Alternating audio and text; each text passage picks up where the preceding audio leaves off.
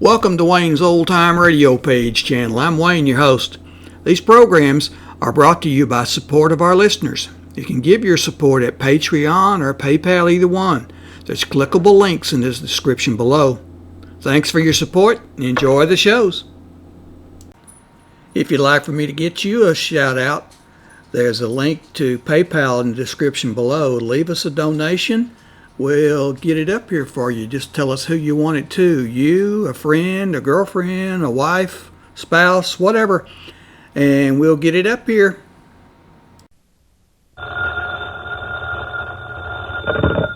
Hello? Yes, this is the Falcon speaking. Oh, Norma. I'm glad you called. Now, you'll have to include me out tonight, Angel. I'm all jammed up. There's a party around who's been shown how to parlay a 2-bit pocket knife into a killing. So naturally, he's going to make a stab at it.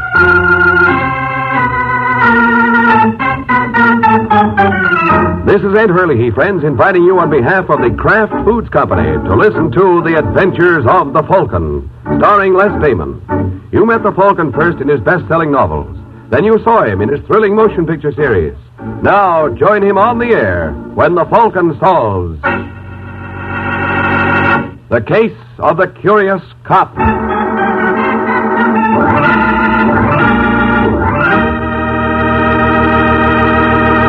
In just a moment, another thrilling adventure of the Falcon. But first, a word about an adventure you can have any day in the week, right in your own kitchen. For several weeks now, we've been telling you on this program about Kraft Salad Oil, the wonderful new salad oil created by Kraft that's lighter-bodied because it's super fine. Now, here's a suggestion. Tomorrow, go to your grocer's and get a pint or quart bottle of Kraft Salad Oil. Look up your favorite recipe for homemade salad dressing, chiffon cake, or anything else that requires liquid shortening. Then, that night, tomorrow night at dinner, surprise your family with an old favorite made this lighter-bodied, superfine salad oil way. You'll know the difference, and so will the family. Get Kraft Salad Oil.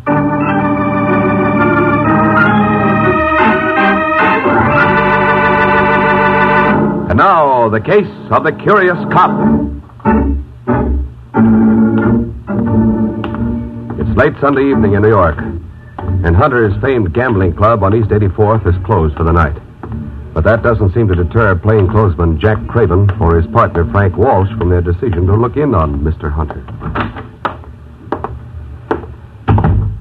You ask me, Craven, we're wasting our time. You think so, Frank? Sure. Hunter's probably gone. What about that light we saw from the outside? Must have forgotten to turn it off. No, not Mr. Hunter. He watches his pennies. 5 will get you 10. He's still here counting the take. Where was the light coming from? This room here, I think. Yeah. Then this must be the office. Want me to go in with you? No. You wait out here. If you hear any commotion, get back to the car. Understand? Right. Come on in, Brock. Did you get the... Just a second, you're not Brock. No, my name is Craven, Mr. Hunter. What are you doing here? Ever see one of these before?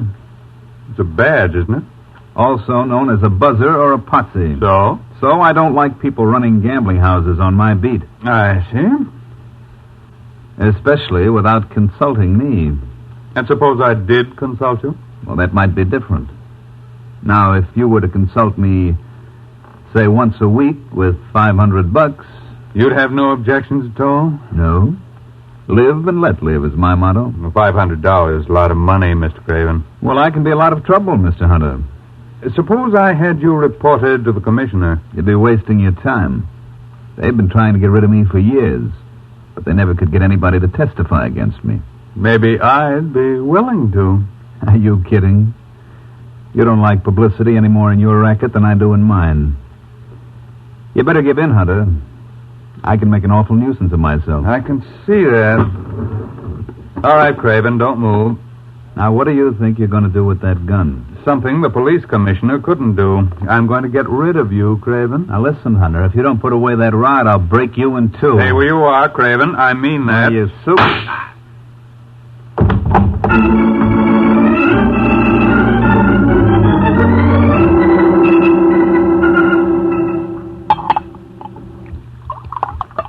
Give me another bottle, Hazel. This one's gone. But Frank, oh, you've al- for Pete's sake, can a man get anything in his own home without a million arguments? Now get it. Oh, all right. Oh, wait a minute. Answer that first. If it's Sergeant Corbett, tell him I'm still sick and the doctor says I can't see anybody. Hello? Mrs. Walsh, That's right. this is Sergeant Corbett again. Oh, how are you, Sergeant? Can't complain. How's Frank? Just the same. Can I talk to him? I'm afraid not. He's asleep. Okay. Tell him I called, will you? I certainly will, Sergeant. Well? I think he's suspicious. What? He can't prove anything. What's all this about, Frank? What's what all about? Why are you avoiding Corbett? Ever since the night Craven disappeared... I told you I didn't want to talk about that. But you were with him. I was not. Craven got out of a car to see somebody. He left me on Lexington and 84th. I never saw him after that. Then why did they suspend you from the force? Because they're a bunch of thick-headed jerks. Frank, you're not telling the truth. What are you calling me, a liar? All right, Hazel, so you want to know what happened to Craven, do you? Well, I'll tell you. He was murdered. No. Yes, now do you feel better? Who did it? I have no idea. Then how do you know he was murdered? I'm psychic. Frank, you've got to tell Sergeant Corbett. You're nuts. If you don't, they'll drop you from the force. Who cares? I do. What'll we live on? Don't you worry about that, Hazel. From now on, it's easy street. And you do know who killed Craven. Yeah, that's right. I bet this party will appreciate me keeping my mouth shut. We're not thinking of blackmail. Well, what am I thinking of, baby? Where's my coat? No, I won't let you go. Get your hands off me, Hazel. No, Frank. I said get your hands off. Stop it, Frank. You're choking me. Frank.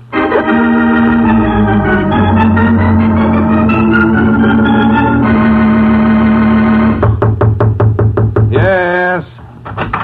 I hate to break in on you like this, Mr. Hunter, but there's a party outside waiting to see you. I'm busy, Brock. Yes, I know, but I suggest you clear a little time for this boy. I would if I were in your position. But then you're not in my position, Brock. Oh, it's true. Just the same, you ought to see him. His name is Frank Walsh. He's a cop. So? So he was Jack Craven's sidekick. Craven? The dick who disappeared so mysteriously. Oh, of course. Will you see him? What have I got to lose? Hey, Walsh. Yeah. Come in here. Sit down, Mr. Walsh. My name is Hunter. Never mind the introduction, Hunter. I know all about you. Not all, I trust. All. When can I talk to you? What do you call what you're doing now? I mean, alone. Would you be a good fellow, Brock? Why not? Nice knowing you, Walsh. Yeah, likewise. Now, what was it you had on your mind, Mr. Walsh? Last Saturday after you closed, you had a visitor up here. Did I? Yeah, a dick named Jack Craven. And you think I know something about his disappearance? I think you know everything about it. You see, I was outside when Craven went in to shake you down. A few minutes afterward, I heard a shot, so I beat it to the car. But 20 minutes later, I saw you coming out of here alone. So you put two and two together. And got 4. You killed him, Hunter. I don't know what you did with his body. Then you might as well stop there, Mr. Walsh. Didn't you ever learn that to substantiate a charge of murder, there must be what the pulp writers call a corpus delicti? Now, look, Hunter, you're not brushing me off like this. We can settle this easily enough. I'm no pig like some guys. Give me 20 grand and you'll never hear from me again. I think it would be only fair to warn you, Mr. Walsh, that I have a distinct aversion to being blackmailed. Well, you better kick through, because if it's the last thing I do, I'll find Craven's body. I wish you luck. And if you experience too much difficulty, perhaps I can arrange to have you join him. Good day, sir.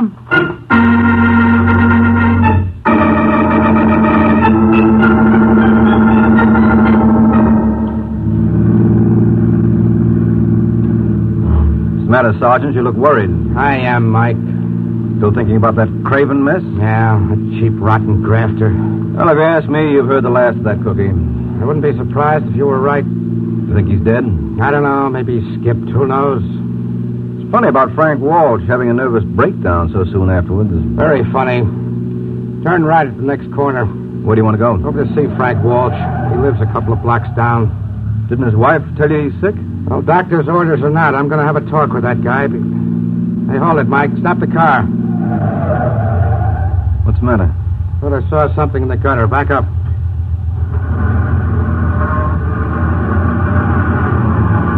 I guess I was... Hey, Sergeant. Yeah, turn on your spotlight. Oh, it's a drunk. Wouldn't you know it? Okay, let's get him. Can't leave him laying there. All right, mister, what do you think you're doing? Come on your feet, Buster. Give me a hand with him, Mike. Yeah, right. Let me go. Walsh. You're stewed to the eyeballs. I got a good mind to leave you Wait a minute, here. Sergeant.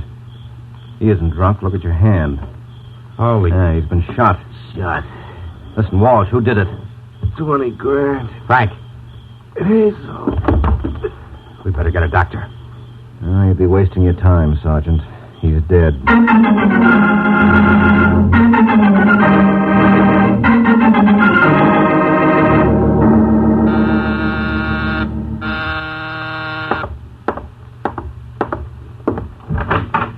Yes? I'm looking for Michael Waring, the Falcon. Well, you made it. What? But I bet it was pretty difficult. What do you mean? And you couldn't do much looking through that veil. Come on in. Thanks. Just make yourself... What's the trouble? Well, I was going to ask you to make yourself comfortable, but somehow I've got a feeling you don't quite trust me. I don't trust you? Why else would you carry a gun in your purse? What are you talking about? Well, don't tell me it's a compact, Angel, because nothing Elizabeth Arden ever turned out was shaped like that. Is that the gun that killed Frank Walsh? Killed Walsh? Yeah, your husband. You're crazy. Aren't you Hazel Walsh? No. Well, lift your veil. Well? Who told you who I was? Well, it doesn't take an Einstein to figure that out. The police are looking for Hazel Walsh in connection with her husband's murder. So when a heavily veiled woman carrying a heater walks in on a private detective 12 hours later, the chances are she didn't come to consult him for pleasure. I didn't kill Frank, Mr. Waring. I was with Sergeant Corbett when we found him. He named you as his killer. I didn't do it. You had a motive. If you mean his insurance policy, No, I I'm not wouldn't... talking about money. According to Corbett, Frank's favorite indoor sport was bouncing you around. That's not true. Well, it'll be easy enough to prove. Look, Mr. Waring, I swear I didn't kill Frank. Well, you've got nothing to hide. Who are you calling? Sergeant Corbett. We're going over and have a talk with him. Put down that phone. Now, look, Mrs. Walsh. Put it down. If you want me to work for you... No, thanks. I've just changed my mind. Now, look, you're acting like a 6-year-old. Now, I'm going to call the police. And I say you're going to do nothing of the kind. Oh. See what I mean? Pleasant dreams, Mr. Waring.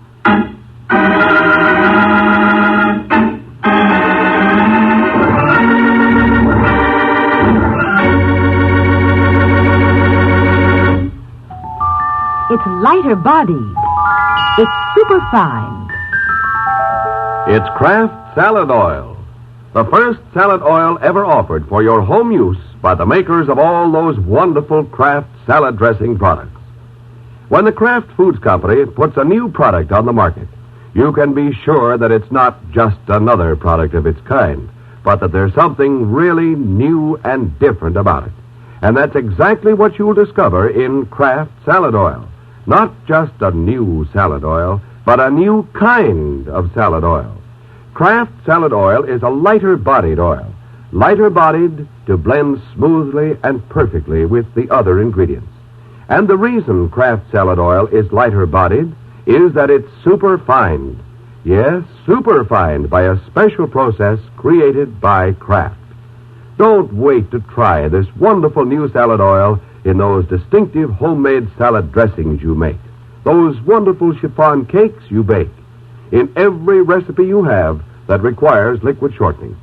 Remember, It's lighter bodied. It's superfine. and it's at your grocer's now. Get Kraft Salad Oil in either the pint or quart size tomorrow. Look for the bottles with the beautiful labels.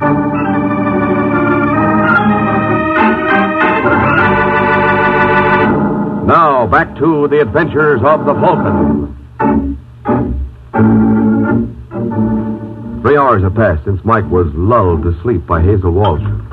And now, as we find Mike, he's recuperating in Ed's luncheonette under the tender administrations of Sergeant Corbett. Hey, how about some service here? What'll it be, Sergeant? A cup of Java for me and a couple of aspirin for my friend here. What's the matter, Mike? Got a headache? Yes. Temper. I get my hands on that Hazel Walsh. And you're not going to work for her? Of course I am. I just want to teach her you don't go around slugging people who are trying to help. You're making a mistake. Oh, now, look, Sergeant, I tell you, she didn't kill her husband. Then why did she bop you when you were going to call me? No, because she was panicky. That still doesn't explain why Frank named her as his killer. But he didn't, really. He said something about 20 grand. Maybe he wanted to leave a message for her. About 20 grand? Well, why not? Suppose he was trying to tell her something. You're crazy. Now, look, Sergeant, Walsh was a grafter. I don't like that kind of talk. Well, I don't blame you, but you've got to face the facts. There are always a couple of rotten apples in every barrel. How many times have you had Frank Walsh and Jack Craven on the carpet?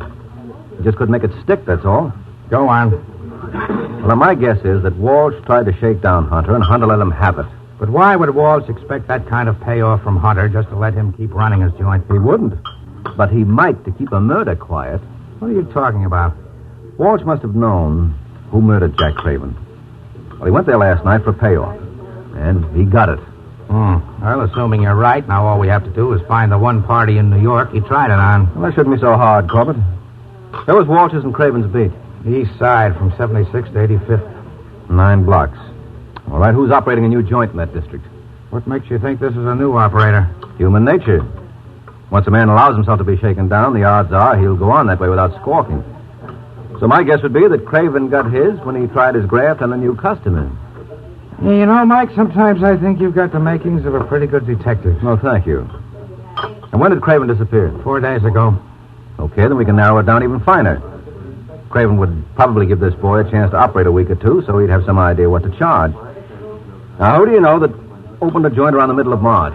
Well, I heard rumors that a guy named Hunter opened a club around the 14th. But every time a raiding party gets near the place, they fold up their tables and run. Okay, let's see if we can run faster.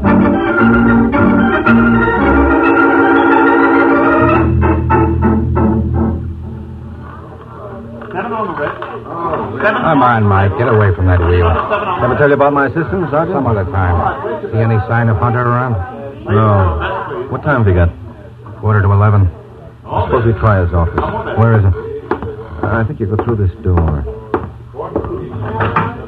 Yeah.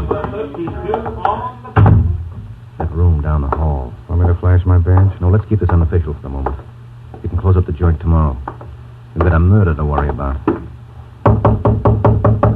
Come in.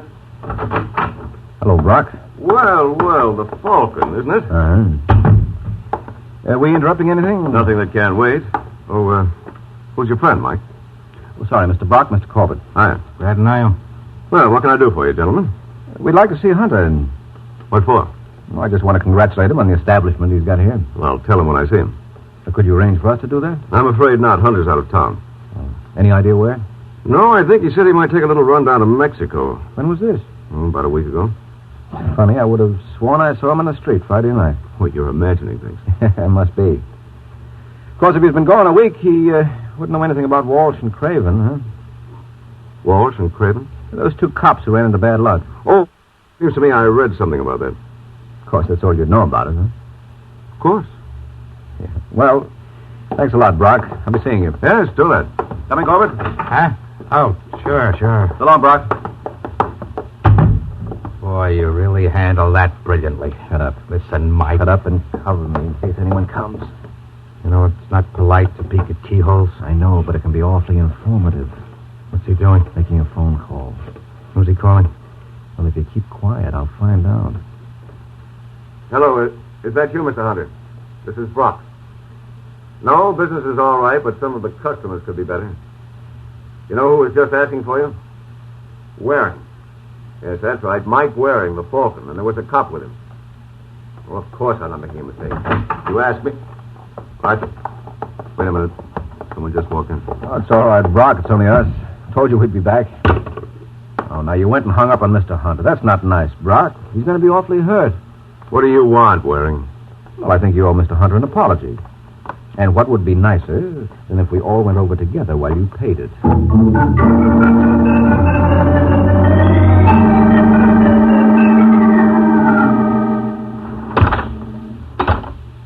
All right, Brock. What floor does Hunter live on? 4.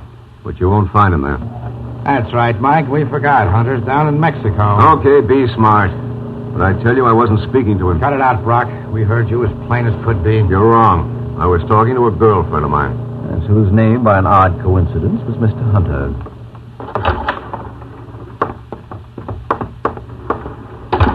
Okay, where do we go now?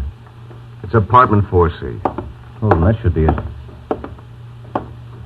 Sure enough. Walter Hunter. All right, Sergeant, where are your keys? Suppose he's inside? No, not a chance. Must have skipped after Brock here warned him. But I don't think he could get too far in those 10 minutes. He got far enough, Mike. Hey, what's the matter with him? Well, if you don't know Brock, take a good look at his face. That bullet hole ought to be a dead giveaway. Holy smoke. All right, Mike, out of the way. What's the matter? I want to see where Hunter was standing when he got it. Judging by the course of the bullet, he must...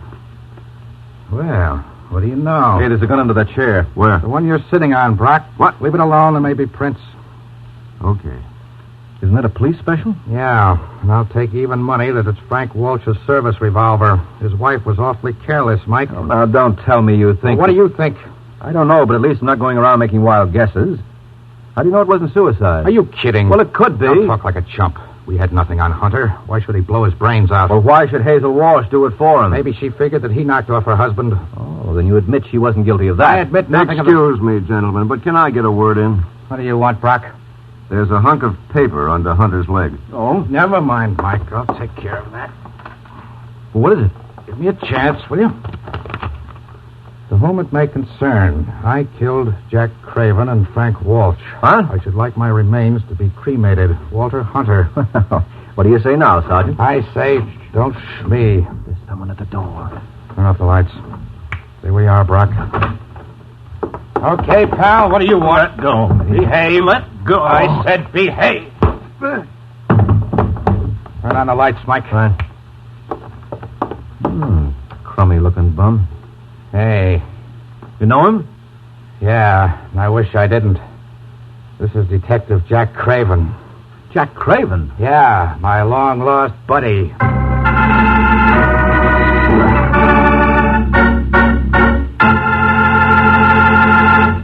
Tomorrow when you shop, don't forget about that wonderful new Kraft salad oil that's waiting for you at your grocer's right now. It's Kraft Salad Oil. The salad oil that's lighter-bodied to blend perfectly with other ingredients. Lighter-bodied because it's superfine. Try this wonderful new aid to kitchen artistry in your homemade salad dressings, your cooking, your baking. Remember, it's lighter-bodied because it's superfine. Get Kraft Salad Oil. Look for the bottle with the beautiful label.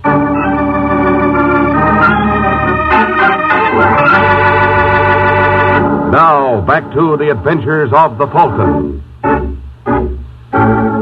Just 5 minutes have passed since Jack Craven made his dramatic entrance. And strangely enough, Sergeant Corbett doesn't seem any too pleased by his reappearance. Come on, Craven, start spilling. I want to hear you make like Niagara. I don't know what you're talking about, Sergeant. Why, you cheap little... Watch it, Corbett. You keep out of this, Mike. This is strictly departmental.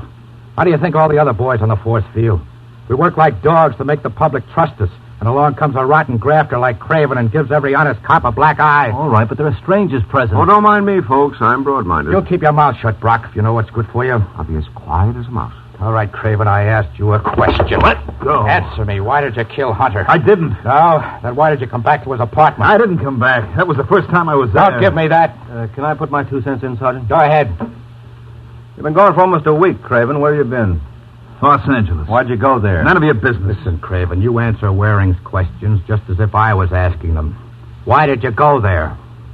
I wanted to see my relatives. And you certainly didn't travel in the Super Chief. From the look of it, I'd say you did most of your riding in a cattle car. What's the matter? Couldn't Hunter afford any better transportation? Hunter had nothing to do with it. Your pal Frank Walsh doesn't support your story. Walsh. Did he stool on me? What do you think? You had a fight with Hunter, didn't you? Yeah, he plugged me. Over what? That doesn't matter. He dumped me in a cattle car. When I came to, I was in L.A. Why didn't you wire us? I had no dough. You could have done it collect. I didn't want to involve the department. Well, that's understandable. Especially if you wanted to come back to kill Hunter. I tell you, I didn't kill him. I just got into town tonight. That doesn't prove a thing. Where were you at 10:15? Why? Because according to the coroner's report I just got, that's when Hunter was killed. Listen, Sergeant. Don't start that suicide routine again, Mike. If Hunter wrote that note, he would have known darn well he hadn't killed Craven here. Where were you at 10:15, Craven? Being chased all over the freight yards by some railroad dicks. What? If you don't believe me, you can call the yards and check. And don't think I won't. Just a minute, Sergeant. Does this mean you're writing off Hazel Walsh as a suspect? No. Well, then I'd like you to double the force looking for her. Let me understand you, Mike. You think Craven here is telling the truth? I do. Then Mrs. Walsh is our party. Oh, I didn't say that. I ask you, Brock, ain't it enough to drive a guy bats? Oh, don't ask him, Sergeant.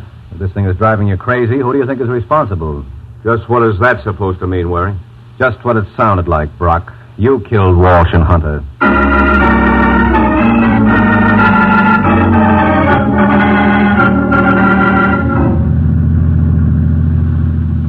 I don't know how I can ever repay you, Mike. Now, forget it, Hazel.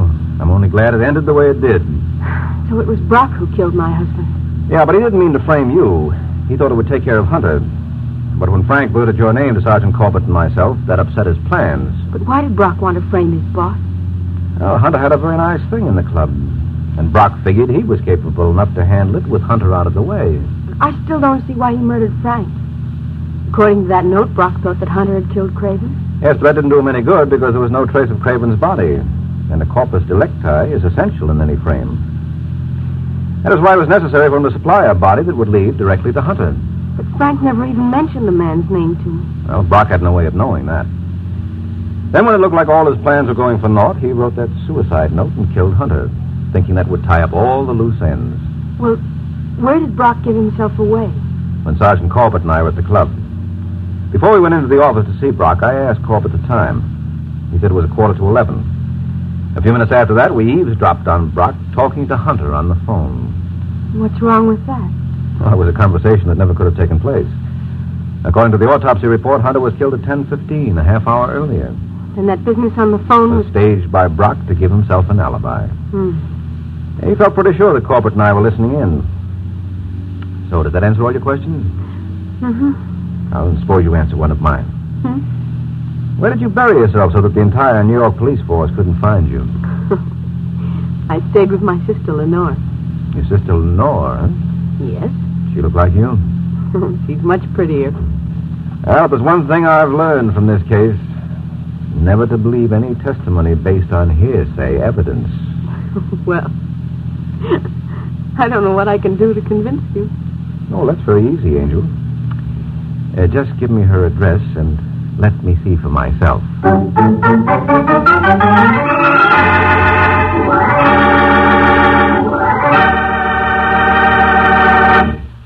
Folks, let's talk about enjoyment. That's a pleasant subject, isn't it? Specifically, I'd like to say a few words about candy enjoyment. The kind you find in Kraft Dairy Fresh caramels. Kraft caramels are tops and delicious good eating. Here's the reason why. The Kraft folks spent years developing fine caramels, making them chewy soft and flavorful, making them good so you'd enjoy them. And Kraft caramels have plenty of nourishing milk and other pure ingredients in them, so they're good for you, too. Next time you're at the grocery store, pick up a big pound bag of Kraft caramels, and at your candy counter, get the 6-piece bar for a nickel. Kraft caramels come in regular caramel flavor and in chocolate flavor. Both flavors are delightful. The important thing to remember is this. Whenever you want real candy enjoyment, be sure you get Kraft Dairy Fresh caramels.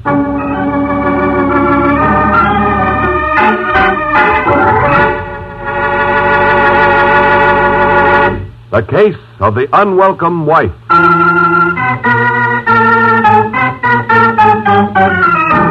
The Case of the Unwelcome Wife. That's the title of next week's adventure of the Falcon, when Mike Waring learns that when a girl pretends to be married to an already married man, the results can be murder. So be sure to listen at this same time next week to another exciting adventure of the Falcon, brought to you by the Kraft Foods Company. The Adventures of the Falcon are based on the famous character created by Drexel Drake, produced by Bernard L. Schubert, written today by Eugene Wang, and directed by Richard Lewis. Music was by Arlo. Les Damon was starred as the Falcon with Ken Lynch as Sergeant Corbett. Be sure to hear the great Gildersleeve next Wednesday evening over most of these stations. In next Wednesday's broadcast, Gildy comes face to face with an hilarious problem and solves it in a way that will keep you laughing for days. Remember the show, the time, and the place. The Great Gildersleeve, next Wednesday evening over most of these stations. Check your local newspaper for time of broadcast. This is Ed Hurley speaking for the Kraft Foods Company.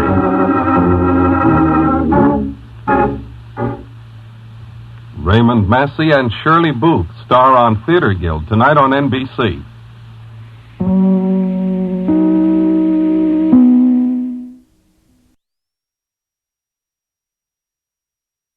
These programs are brought to you by support of our listeners. You can give your support at Patreon or PayPal, either one. There's clickable links in the description below. Thanks for your support and enjoy the shows.